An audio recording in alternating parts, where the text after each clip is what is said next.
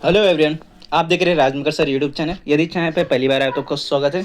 इस चैनल पर sir education video upload की जाती है, रिक्रूटमेंट इन्फॉर्मेशन प्रोवाइड की जाती है। तो आपने अभी तक चैनल को सब्सक्राइब नहीं तो सब्सक्राइब जरूर कर देना, साथ ही साथ बेल आइकन को प्रेस कर देना।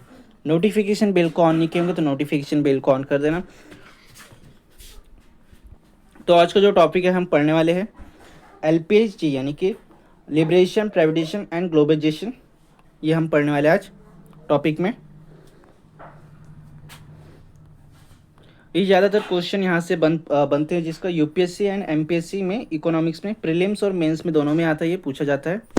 और ये टॉपिक हर साल रिपीटेड होता है।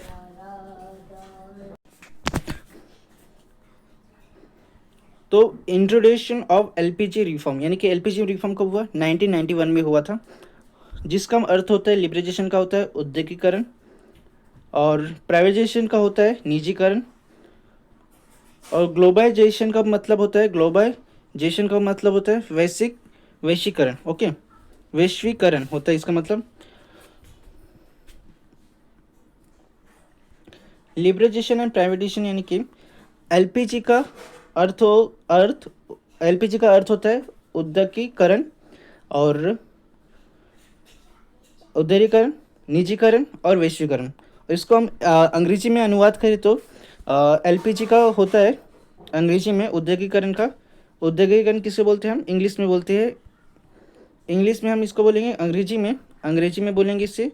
हिंदी में बोलते हैं औद्योगिकरण, और अंग्रेजी में बोलेंगे लिबराइजेशन। और सेकंड इसमें निजीकरण किसको बोलते हैं? प्राइवेटाइजेशन को। ओके, और वैश्वीकरण इसको बोलेंगे ग्लोबलाइजेशन को।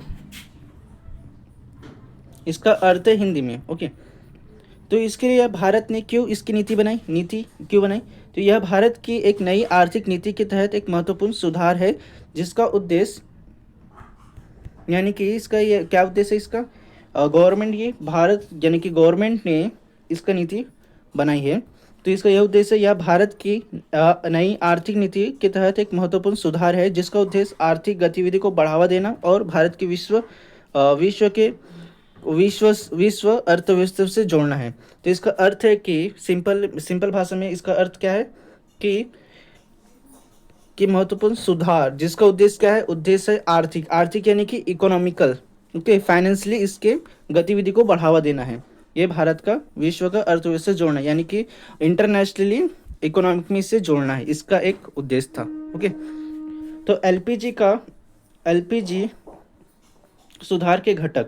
तो औद्योगिकरण में जिसको जो बोलेंगे लिबरेजेशन, यानी कि फॉर एग्जांपल जो पहले के जितने भी कंपनी रहते थे, इंडस्ट्रीज रहते थे, उनको ओपन करने के लिए बहुत सारे लाइसेंस की ज़रूरत पड़ती थी। क्या पड़ती थी? उनको लाइसेंस लेना पड़ता था, लेकिन लाइसेंस लेने के लिए बहुत सारे डॉक्यूमेंट लगते थे, बहुत सारे प्रोसेस रहता था। ओके, तो उस प्रोसेस को हटाया, यानी कि उसमें से हटाया गया है, यानी कि उसमें आप इजीली आप इंडस्ट्री ओपन कर सकते हो। ओके, इस प्रकार से, यानी कि उसको जो बहुत सारे डॉक्यूमेंट लेना पड़ता था, वो डॉक्यूमेंट लेने की ज़रूरत नहीं है। सिंपल लैंग्वेज में तो सरकारी नियंत्रण को कम करना, यानी कि जो डॉक्यूमेंट को जितने भी थे वो सब कम कर दिए, यानी कि वो रिमूव कर डाले, यानी कि एक ही बार में आपको परमिशन मिल जाएंगी। इसका ये अर्थ है सरकारी नियंत्रण के काम करना और आर्थिक गतिविधि को बाजार में खुला करना, यानी कि जितनी भी इंडस्ट्रीज है वो यानी कि ओपन हो पाए। इसका मतलब यह है कि सरकार व्यापार पर लगाए गए प्रतिबंध को हटाकर निजी क्षेत्र को प्रोत्साहित करना, यानी कि जितने भी कंपनीज है उन्हें और इंडस्ट्री है उन्हें एक लाइसेंस फटाक से प्रोवाइड करना, यानी कि उनके इनकम को यानी कि ग्रोथ करना है, इसका मतलब है। ओके, अब प्राइवेट अब देखेंगे निजीकरण का मतलब होता है प्राइवेटाइजेशन का मतलब, यानी कि पहले जितने भी कंपनीज थे, गवर्नमेंट यानी क्या करती थी? उसको हैंडल करती थी। क्या करती थी? गवर्नमेंट हैंडल करती थी। जितने भी कंपनी रहती थी वो गवर्नमेंट हैंडल करती थी।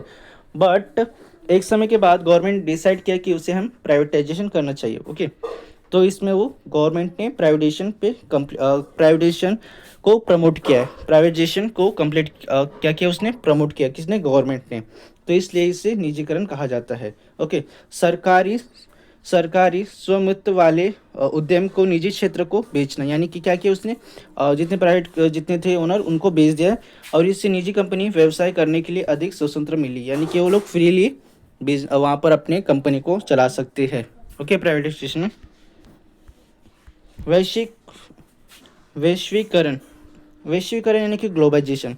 फॉर एग्जांपल ग्लोबलाइजेशन यानी कि भारत के विश्व अर्थव्यवस्था से जोड़ना ताकि देश के व्यापार को निवेश बढ़ाया जा सके। फॉर एग्जांपल जब मैं छोटा था तो मुझे लगता था कि सिर्फ मेरे ही घर के पास ही शॉप है, बाकी और किधर कोई कपड़े की शॉप नहीं है, ना ही कोई वहाँ पर कोई अदर शॉप है, ऐसा मुझे लगता था। ओके, तो ग्लोबलाइजेशन का मतलब होता है कि इंटरनेशनली कनेक्ट होना, इंटरनेशनली वर्ल्ड में कनेक्ट होना, इसका अर्थ होता है ये। ओके, भारत के विश्व को अर्थव्यवस्था से जोड़ना, यानी कि इंटरनेशनली जोड़ना ताकि देश के व्यापार और निवेश को बढ़ाया जा सके, यानी कि निवेश क्या होता है, इन्वेस्ट को हम बढ़ाया जा सके। ओके, तो इसका क्या हुआ, इसका एक इफेक्ट हुआ कि एलपीजी का सुधार प्रभाव हुआ। एलपीजी सुधार के बाद भारतीय अर्थव्यवस्था में उच्च वृद्धि पर देखना मिली, यानी कि इसमें क्या हुआ, जब एलपीजी सुधार के बाद भारतीय यानी कि इंडियन इकोनॉमिक्स में क्या हुआ, फाइनेंशियली ग्रोथ देखने को मिला। निवेश यानी कि इन्वेस्टमेंट में भी निवेश और बचत में वृद्धि हुई, यानी कि क्या होता है, इसका मतलब निवेश क्या होता है, इन्वेस्टमेंट और सेविंग में भी वृद्धि हुई है, यानी कि बाहर से भी यहाँ पर क्या हुआ कि इन्वेस्ट किया गया एंड देन इंडिया का वहाँ पर सेविंग भी हुआ है। ओके, विदेशी व्यापार में वृद्धि हुई, यानी कि इंटरनेशनली बिजनेस में भी इसमें इंक्रीज हुआ है। एलपीजी सुधार और औद्योगिक उत्पादन को बढ़ावा देने में मदद की है। किसने, एलपीजी ने। मध्यम वर्ग को उदय हुआ है, यानी कि जो मिडल वर्ग थे उनको भी इसमें प्रमोट हुआ उनका। ओके, और आपको जो लेक्चर अच्छा लगा होगा तो चैनल को सब्सक्राइब कर देना, साथ ही साथ बेल आइकन को प्रेस कर देना। मिलते हैं student, thank you so much.